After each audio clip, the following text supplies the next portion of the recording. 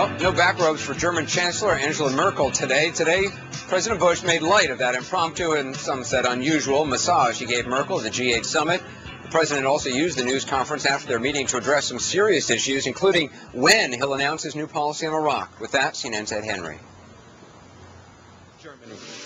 Senior officials say the president now plans to reveal his latest Iraq strategy in a primetime address to the nation, either next Wednesday or Thursday. Though Mr. Bush was still coy about the details during a joint press availability with German Chancellor Angela Merkel. My thinking is taking shape.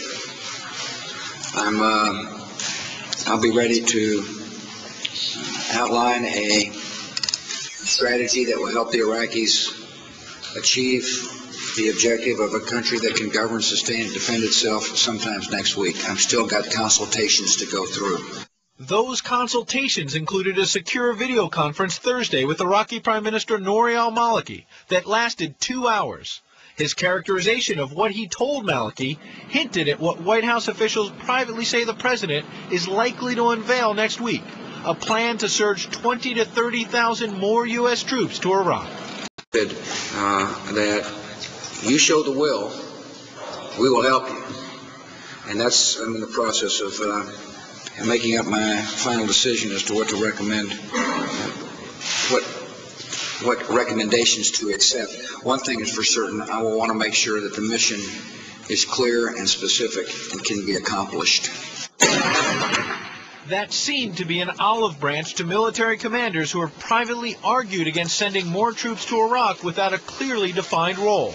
But the president still has to sell his policy to skeptical Democrats, taking power on Capitol Hill. I think he's lost control of events in Iraq and needs to gain control back. That task is complicated by the fact that the president is now reshuffling key players, with U.S. Ambassador to Iraq Zalmay Khalilzad expected to move to the top U.S. post at the United Nations. Retired Vice Admiral Mike McConnell will become Director of National Intelligence, replacing John Negroponte, who takes over as Deputy to Secretary of State Condoleezza Rice. And the president is soon expected to replace his top military commanders, Generals George Casey and John Abizaid. None of these individual moves are that dramatic or unexpected. But combined with Thursday's resignation of the president's longtime friend, Counsel Harriet Miers, these changes signal a president taking one last shot at fixing Iraq before fading off into lame duck status. Ed Henry, CNN, the White House. Well, Iraq